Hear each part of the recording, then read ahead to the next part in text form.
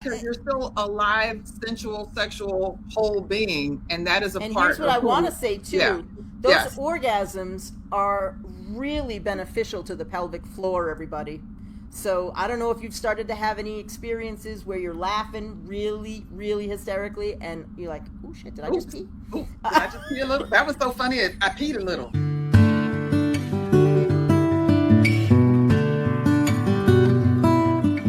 Divorce isn't just the loss of a person, it's the loss of plans, roles, your rhythm, and sometimes the peace in your home. And if you're anything like the women that I work with, you've probably looked around your space and thought, why does this room feel so heavy? Or, oh, why can't I get rid of some of this stuff? Or maybe, why does my home still look like I'm waiting for something or someone? That's not clutter. That might be grief or hesitation. That's the story of a life that changed without having a clear ritual for starting over. And that is exactly why I invited today's guest to join me. Colette Roy is the creator of Clutter and Couples. Hold on, because you're like, couples? What? Hold on. She's also the author of a book, Clutter and Couples. Colette is a trauma informed organizer and certified erotic blueprint coach. And I want you to get your pens out. I tell you all the time, have a pen out when you're watching my show because you're going to learn some new words. Erotic blueprint coach. She doesn't just organize people's homes, she helps women reclaim their space as an extension of their self worth.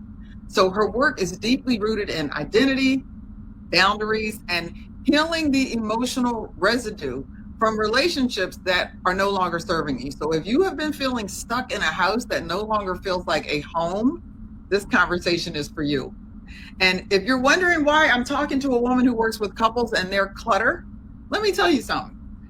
Your first healthy, wonderful, loving relationship needs to be with you. And if you are newly single, this is the best time of your life to start doing things that help you learn how to take better care of you and to love on you. So I want to welcome Colette to the show today. Thank you so much for being here. And in full transparency, let me just tell you folks, Colette and I just had a phenomenal show. We were, I don't know, 30 minutes into a phenomenal show when I looked over and said, we are not recording.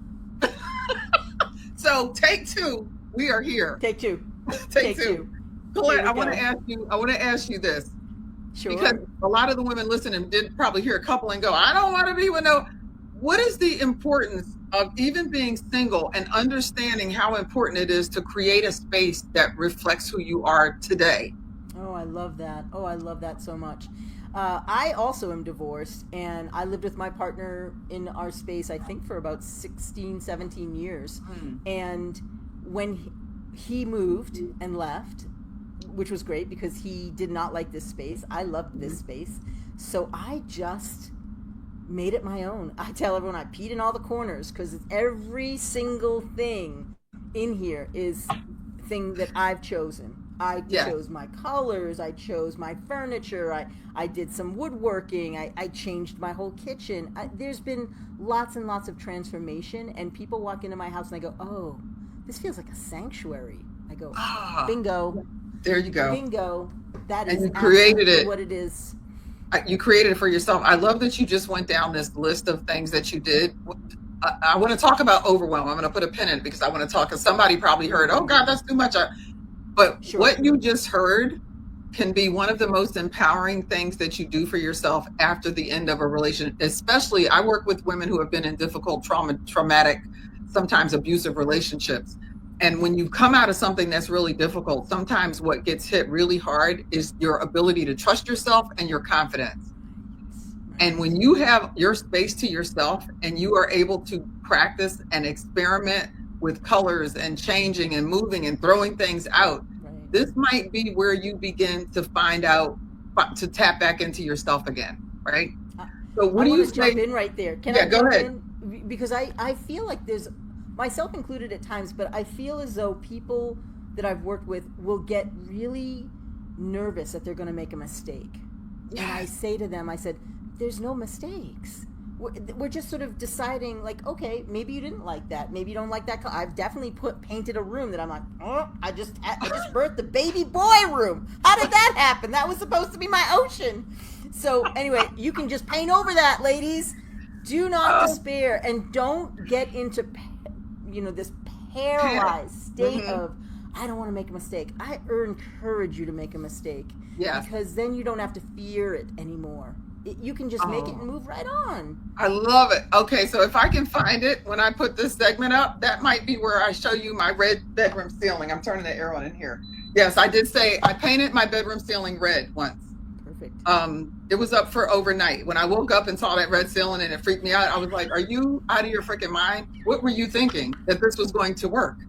I felt like I woke up on a lower level of hell.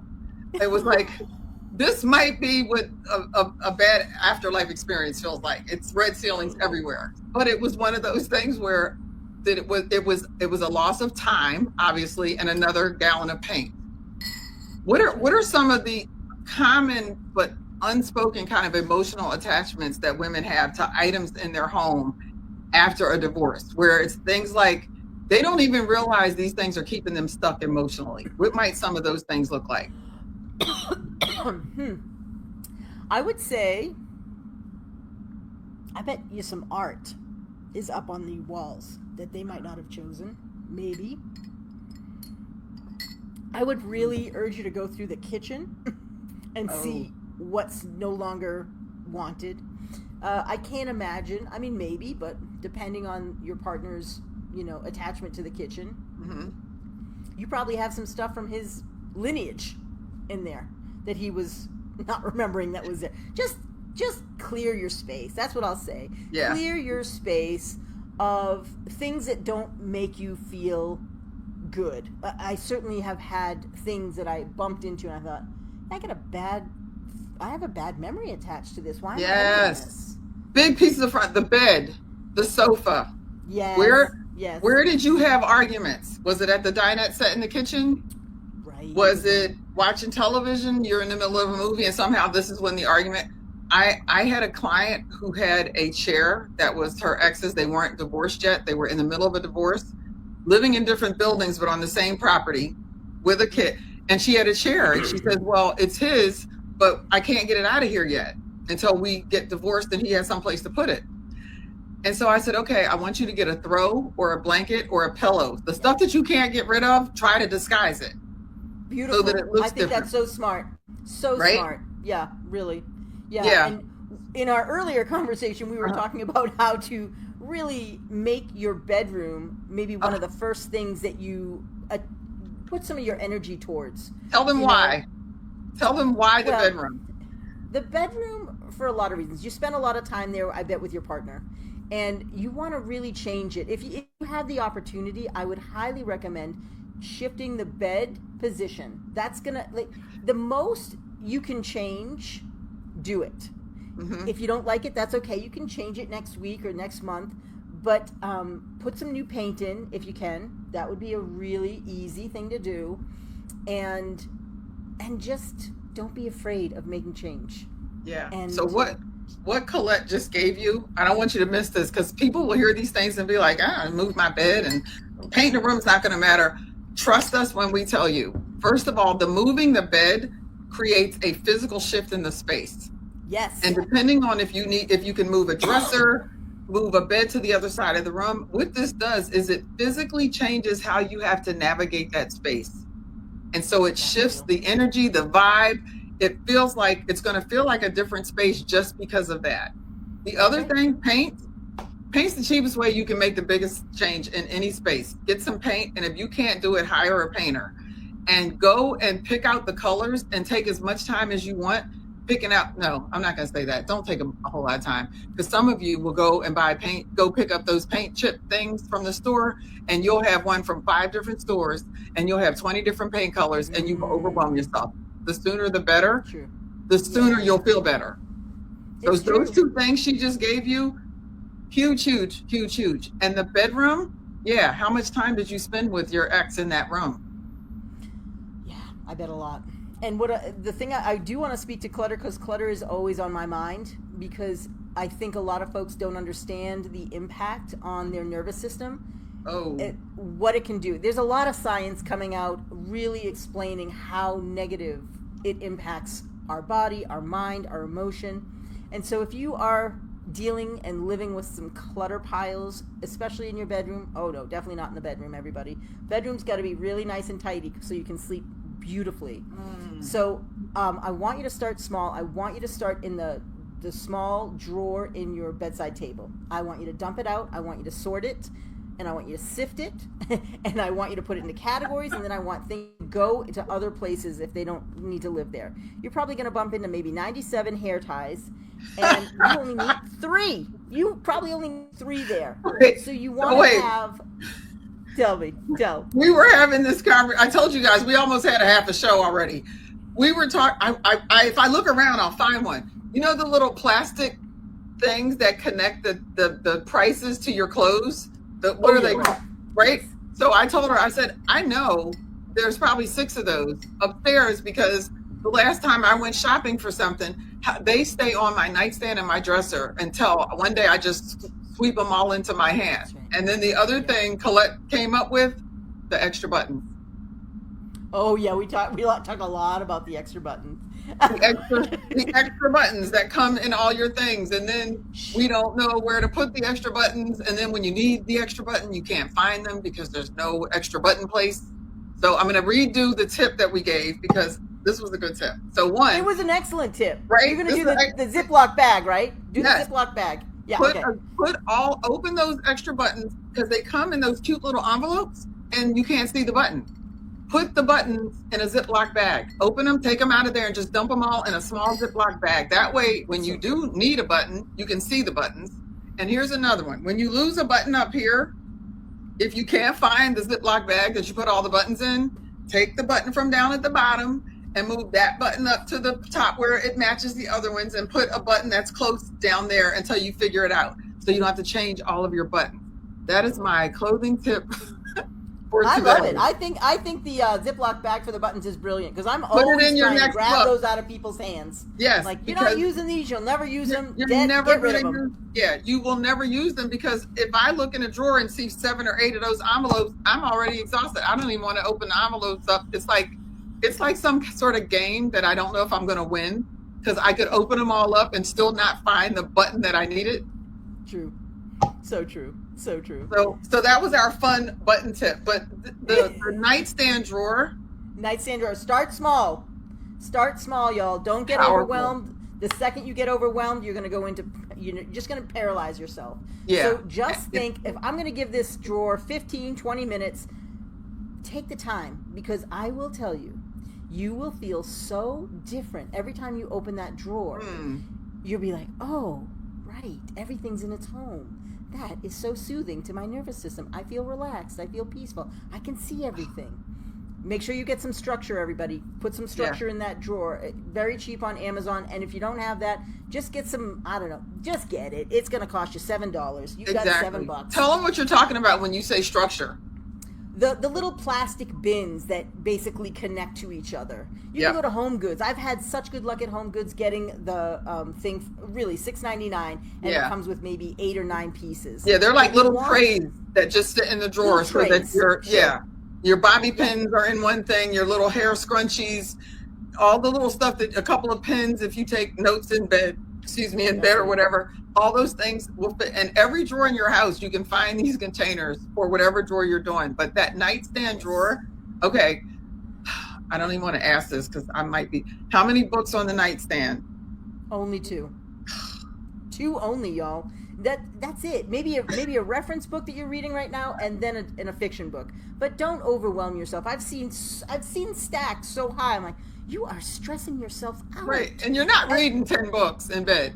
You're not. You're really not. And no. Honestly, the amount of dust that collects in the bed. Now, this is really something I want you to think about, y'all, because all of the fibers, everything is shedding. So there's dust everywhere in the bedroom. So if you have a whole bunch of stuff on everywhere, like if you have it on the perimeter of the floors and you have it on your bedside table, it's hard to clean that, and so you're just ingesting so much dust while you're sleeping. Really, that's if you do any room for a air purifier, that's the room. That's funny. I have one in my bedroom. I have an air purifier and a humidifier in my bedroom. Okay, so we're talking about decluttering and redesigning a space after a breakup or any kind of loss, really. Yes. When you just said about the bedding. One of the other things that I would recommend, get New new pillows. sheets. Yeah, sheets, bedding. If you can afford it, this is the best time to get a new mattress. Okay, get a new mattress. Sleep Number is not a sponsor of this show. They should be, Love because it, girl. divorced women tend to suffer more from some sort of insomnia because we are stressed out. I used to wake up at 11:11 p.m. and 1:11 a.m. The number ones, if there's a Oh, interesting. numerologist out here, post in there what the ones mean. I don't know if I should have already made $1 million or it's coming. I don't know what the ones mean. It's coming, girl. But getting a good night's sleep, and when you, like you said, you spent a lot of time in that room with your partner and you're climbing into the same bed, the same sheets, and first of all, your pillows shouldn't be around for 6, 7, 8 months. That after 5, you got pillows for years, they should be in the trash anyway. Just get rid of them. But Yep. these are some of the incremental things that you can do, because you can just start in that one room, and you can start, like Colette said, with a drawer. You get the drawer, look at your bedding, take yourself on a day trip and go get all the bedding replaced. And if you can afford a new mattress, start shopping for that new mattress. Sleep Number. Are you Totally. hearing me? Sleep Number. Yeah. All right, I'm also going to tell you one other thing that I want you Yeah. to get, because I am an erotic blueprint coach, and I want Yes. all of you to start really owning your own sexual body. Like, it's not even, yes, you're not sharing it with someone right now. I get that. There's some sadness, there's a little bit of grief around that.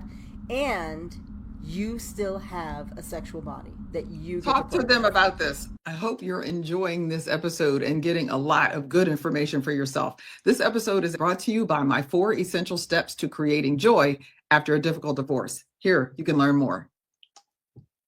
You've built a successful career, checked all the right boxes, but after divorce, why does it feel like everything is falling apart? Searching for answers online at 2 a.m., it will not bring you peace. Neither will pretending you're fine when inside you're anything but.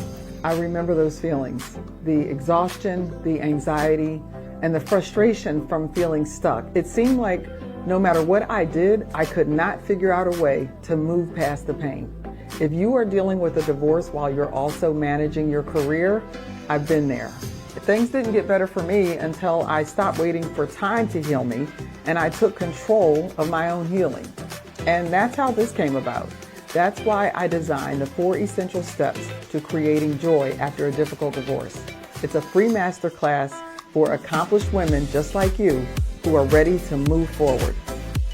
It's time to break the cycle. Imagine waking up feeling lighter, knowing exactly what to do next, and rediscovering your joy, not just surviving, but thriving.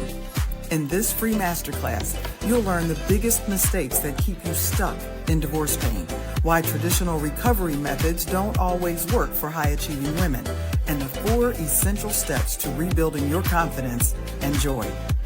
Give yourself permission to stop reliving the past and start designing the future you deserve. Register today.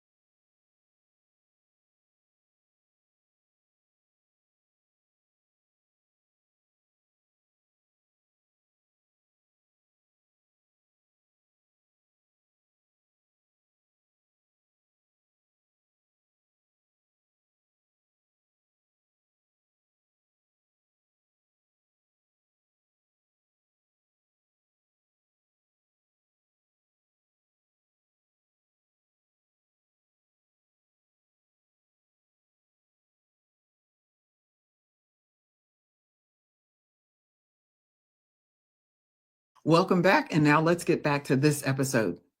So Colette is a sexual blueprint. She's created erotic blueprint. I'm sorry, erotic blueprint coach. That's okay. And so explain to them what that means, what that is, what does that mean for them, and what do you help individuals and couples do through that? It's a really beautiful framework. If you're familiar with the 5 languages of love, which I think most people are at this point, yeah, it's a very similar experience where instead of what were the 5 languages of love, how you like to give and receive love, this is how you love to give and receive touch, physical, sexual touch. Mm-hmm. And a lot of people don't recognize that there's 5 different ways that this can happen. And sometimes that creates some challenge inside of the relationship because people are in a different blueprint and they don't really understand. They just go, oh, they're not into that, or he doesn't like to kiss. And I'm like, oh, man. Okay, so there needs to be a bridge between those blueprints. And so the 5 blueprints are energetic, sexual, sensual, kinky, and a shapeshifter, which is all of those combined. Wow. And okay. There's a little quiz that you take, and you find out what and this woman who came up with it, her name is Scheha. She's a lovely human being on the planet. She's been a sexologist for 30 years. She's a wonderful teacher. I highly recommend going and finding her. She's got a beautiful book about this topic and quite a few other ones. But the second that you start understanding how you orientate towards sex and how you like to be touched and what you like to hear, if anything, there's so many avenues that you get to explore and expand into. And then if your partner's in a different silo, in a different blueprint, you get to understand so much more about how they orientate to sex. And with that, there's a whole slew of infinite possibilities of seeing differences and understanding them versus feeling disappointed by them. Right. Can you speak to the woman who's listening? She's gone through a divorce, so she's single right now. She's not dating. Why this is so important to her, or why this could be a key to her really learning more about herself and how this could help her down the road. 100%. I think everyone should know about these, to be honest. And everyone should know about the 5 languages of love. We should know how we like to be loved and how we want to be touched. Those are really important things. And so for you starting on this exploration of your own sexuality, not attached to someone else, which I want to celebrate so hard with you, it's really a beautiful thing to not necessarily think, oh, we need to work on our relationship. There's no hindrance now. You get to work on your relationship with your own self. Yes. And it can be sexual, it can be emotional. You can dive so many different directions, but I really want to support you in exploring your own self-pleasure.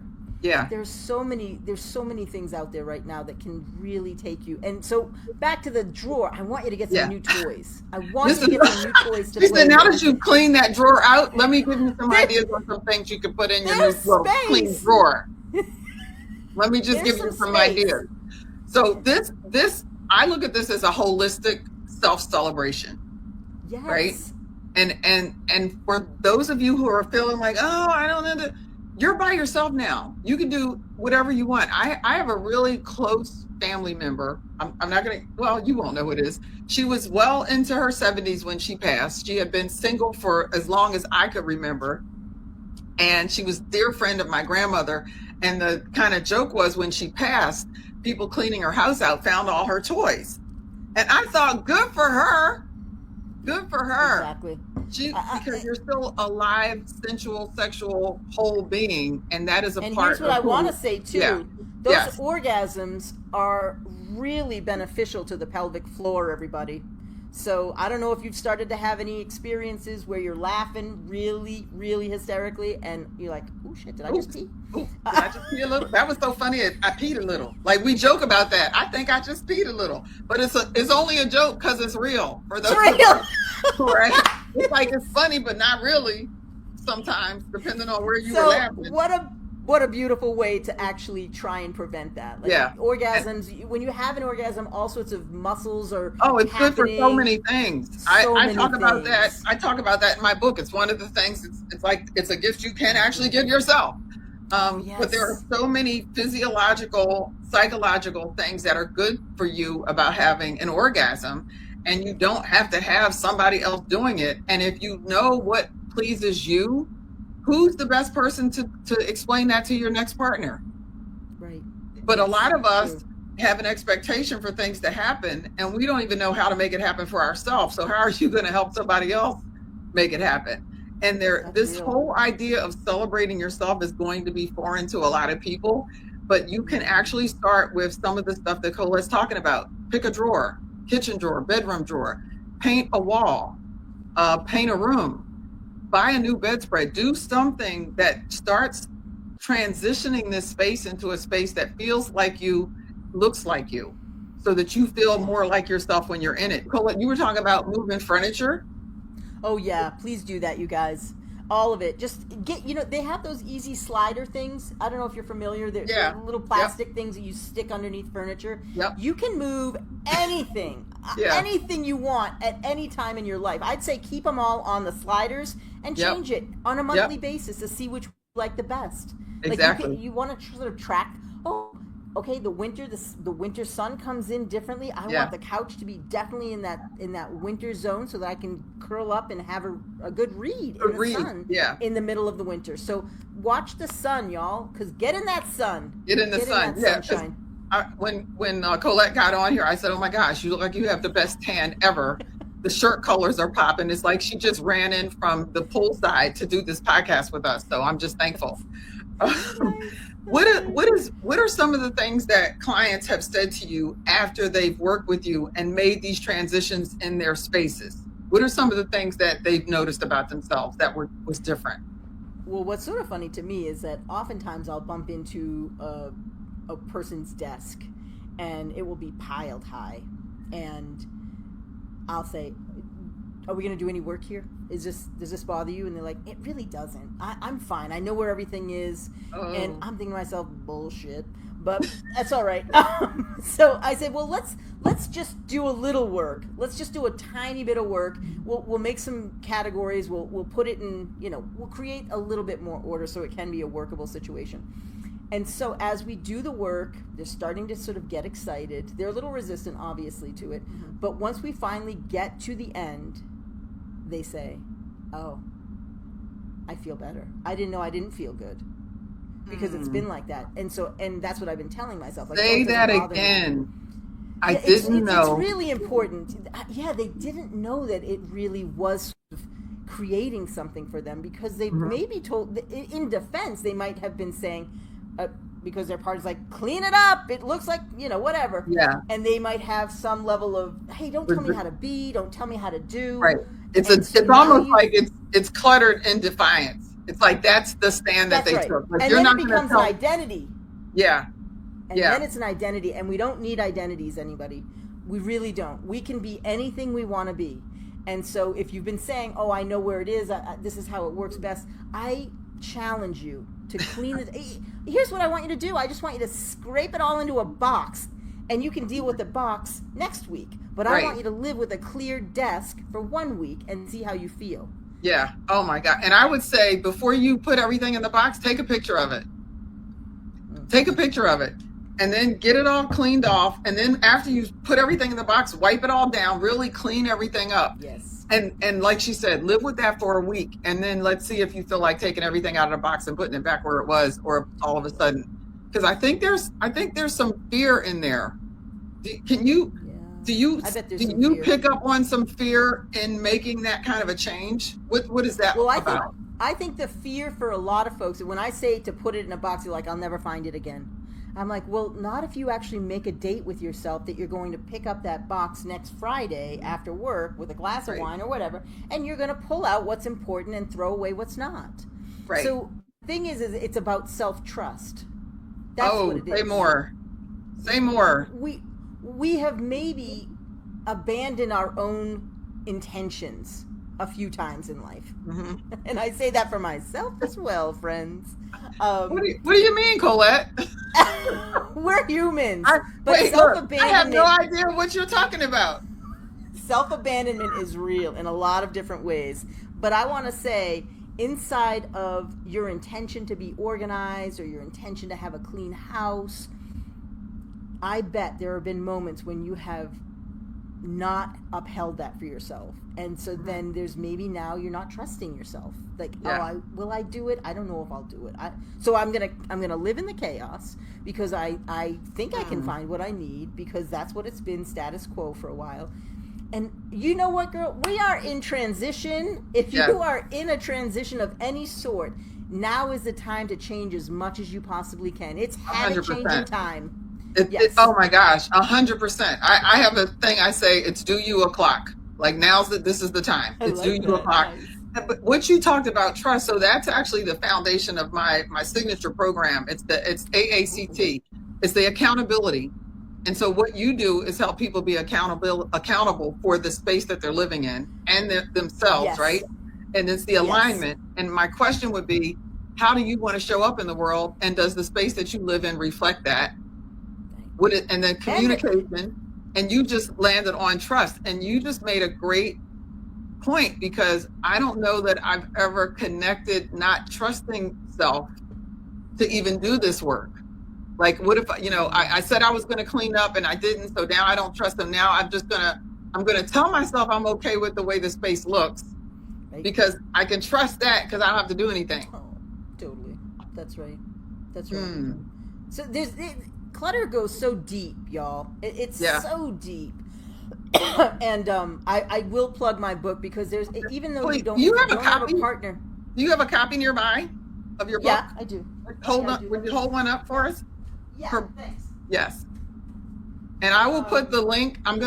You'll have the link below us to Colette's website. And it's going to show. Oh, yeah, it did show nice. Perfect. Whoops, there it looks good. Yeah, Clutter. Okay, so what I want to say is it's basically a workbook, and it's a workbook for an individual for sure. Each person would ideally do their own, but it gets you to start really thinking about, first and foremost, how you want your house to look and feel. Love it. But it also gets into the heart of how clutter makes you feel. I'm asking you questions after each section that will prompt you to maybe have some aha moments going, I didn't even really know I thought that. So again, clutter can just stagnate and be.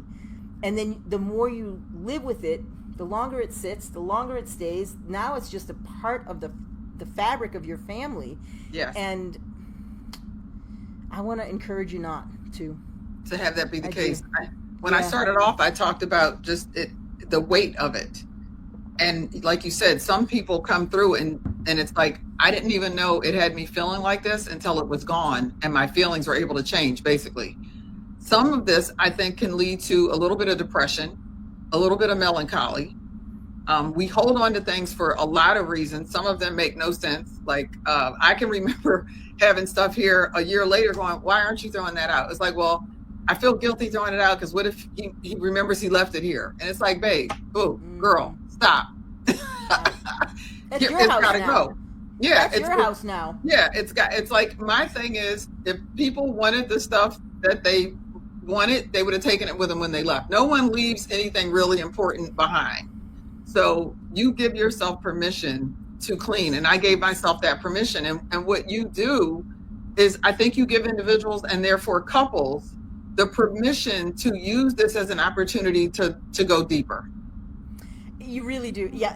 Inside of the book, I talk about attachment theory. I talk about nervous system activation, because when you're in relationship in any format, it doesn't have to be romantic, but so many of us are afraid of conflict. Oh, we don't like to have those hard conversations. Nobody likes those. I certainly wasn't taught how to do that. Not at all. My mom did not talk to my dad whatsoever. And so I have no skill sets, and I thought I was a really good communicator. But anyway, it goes into communication tools. It's really a great workbook for what's to come in your life, perhaps. Yeah. You know, having you understand what it is that you want to bring in if you want another partner in your life. Yeah. And I want to say, I do have a partner. I just don't live with him. You don't live it, right. Yeah. Because people heard her go, you had mentioned earlier, I never want to live with somebody ever again. And, you know, and you can still be in a relationship and that still be a reality for you. I love Yeah. this whole idea of looking at clutter and how our emotions are attached, how psychologically we have clutter for reasons that we haven't really explored, and how this is really a gateway into a transition in your life. It can be a gateway into a transition. Beautiful. And it's a beautiful, safe transition because it's you in your space that you get to experiment with. So what would you say is your hope for a woman who is doing this kind of work, not just in their closets and their kitchens, but even with their hearts? Because I used to tell a girlfriend whose trunk of her car looked like a circus. I was like, you look like you're running away to join a circus every time I see your trunk. And I would say to people, how you live is how you're living. The clutter is representing something. So what do you say? What is your hope for women who are doing this work with their spaces and with their being, with their hearts? You know, I want to encourage you and also challenge you and invite you to do a little Pinterest board, to start really imagining what you would like for colors in your, just play. You don't have to commit, but I want you to just start to recognize, like, your house can be anything you want it to be. My house is whimsical. I love that. I have stuff all over not in a clutter way, but I have all these quote unquote Easter eggs. People are in my yard that they could never find all the fun little altars that I've built all around my yard. Right. Because there's so many of them. But I want you to just get in. Do you want it to feel zen? Do you want it to feel fun? Do you want it to feel historical? Again, all in my book, all of these adjectives can sort of just lead you down the direction of who you are and who you want to be and what you want to come home to.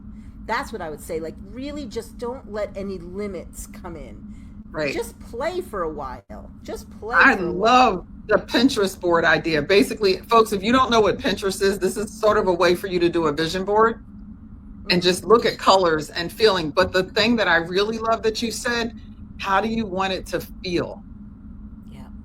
How do you want it to feel? Because once you can tap into a feeling, everything that you pull into that space has to align with that feeling. And it gives you the guide for your alignment guide. That's true. That's right. And a lot of times we don't think about that. We think, how do I want it to look?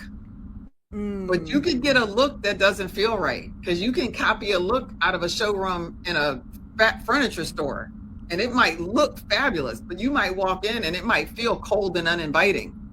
Right. So yeah, starting with Beautiful. the feeling, Colette, I love that. I'm going to give you. Sorry. No, go ahead. Talk right away. Okay, real quick. I have. When I leave my house, I turn my diffuser on, so I'm walking into something that smells like a spa, and I have a little baby fountain that's always running, and it's always creating that. And I try to make my home feel like a spa, so that when I walk into it, that's what I'm home at. So you can do that too. You can do that so easily. And you're going to have clutter. Hide it. No. Have a drawer. Empty a drawer, and have that be your ground zero. You throw that's that junk drawer, right? I like the box idea even. Bigger junk drawer. Like, a bigger I want junk you to, drawer. like, when you walk in and you have your mail and your bag, and I want you to be able to throw it into something so that it's not on the counter. So it's not in the way. But anyway, so you know what? Stop talking. I'll No, go to you. I think that's great. I think that you could get a nice decorative basket that you dump all your mail in. Yes. Or right? So it's not a cardboard box. Because my first thought was, I saved one of these Amazon boxes, but we could do something better than that. Please. We could have a junk basket. Colette, this has been just wonderful. I knew it was going to be, because when I saw what Colette did in terms of working with couples with clutter, it was like, genius, because it's one of those things. It's every day. It's the socks on the floor. It's the who's going to do the dishes. I remember my parents' arguments when I was little. My dad was, don't go to bed with dishes in the sink. My mom was, can you hear them? Because if you can't hear the dishes, they're not bothering me. And the therapist told them, if they're bothering you, then they're your responsibility. So having somebody that will come in or work with you on having those kinds of conversations and coming to solutions that work for both of you, if you are going into another relationship, you've gone through a divorce and you're in one, this is something you can now do with your new partner to get yourself started on the right foot. But if you are single, True. don't ignore this because you hear the word couple.